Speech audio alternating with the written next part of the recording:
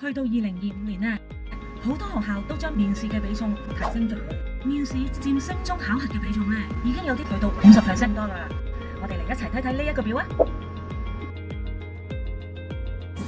你哋仲係咪好擔心咧？點樣去幫你哋嘅小朋友面試？驚佢哋喺面試之中咧唔能夠突圍啊！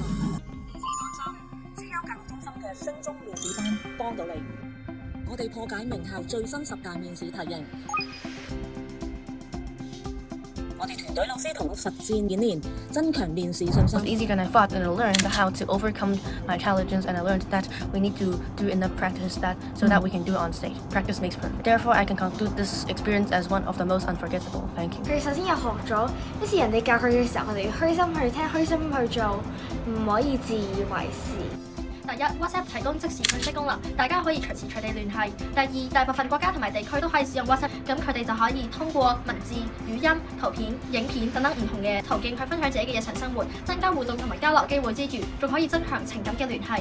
第三，佢可以促進長時間嘅友誼。I think that health is the most important because if you don't have health, then you won't have the energy to do anything. But if you don't have wealth, you still have some money to buy something you want. If I don't have wisdom, but I can work hard to solve difficult problems.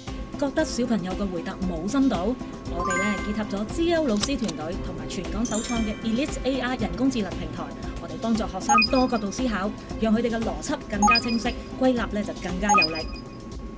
專業導師咧就會親自點評，咁剖析咧小朋友嘅亮點啦同埋不足嘅地方，做到即時改進、即時進步。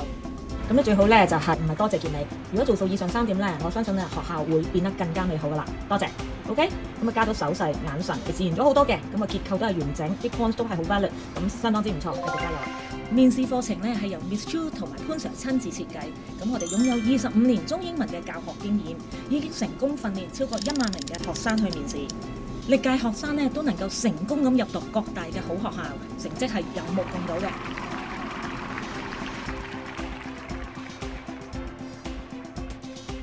立即嚟報名，為你嘅小朋友喺升中面試作好準備啦！